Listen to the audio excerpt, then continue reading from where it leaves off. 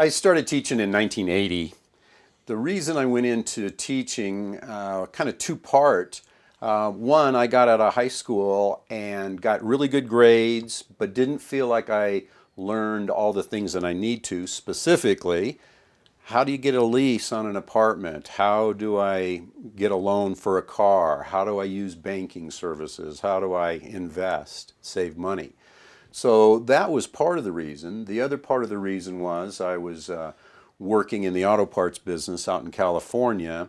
I was a manager trainee, so I was hiring people and couldn't find good people to hire. And they came to me, they were 18, 19, 20, 25 years old. They didn't have working skills. And I thought, well, that was kind of the same thing. Why didn't they learn that in high school? So that next thing I did is I called a friend who had become a marketing teacher back in Colorado, and I said, what do you do? And he says, well, we teach people how to work and how to manage their money and how to get a job, etc. So I came back to Colorado and went to school to become a teacher because that's what I wanted to do. I wanted to teach those things that I missed out in high school. And so I started in 1980. Teaching marketing, education. I also, my second year of teaching, I started getting very interested in the stock market and in investing.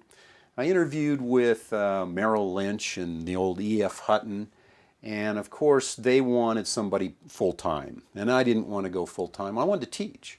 So I was lucky enough to find a company that hired people part-time to be financial planners. So went through and got my licenses, started a financial planning business, and did that part-time while I taught. And I taught for 23 years. So 21 of my 23 years, I was also a financial planner. Built my business up quite a bit. In 1989, I became a certified financial planner because I really wanted to make sure and get the big picture. It wasn't just selling insurance and selling mutual funds. It had a lot more to do with that. So I became a certified financial planner.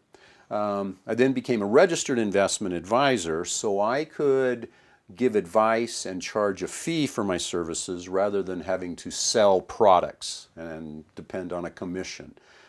Being a fee-only planner, I feel, really puts me on the same side of the table as my clients. The more money I can make for them, the more money I make. I don't make money when I sell them something or when I sell that product that I just sold them. So I feel that really puts me on the same side of the table. So I did that in the early 90s.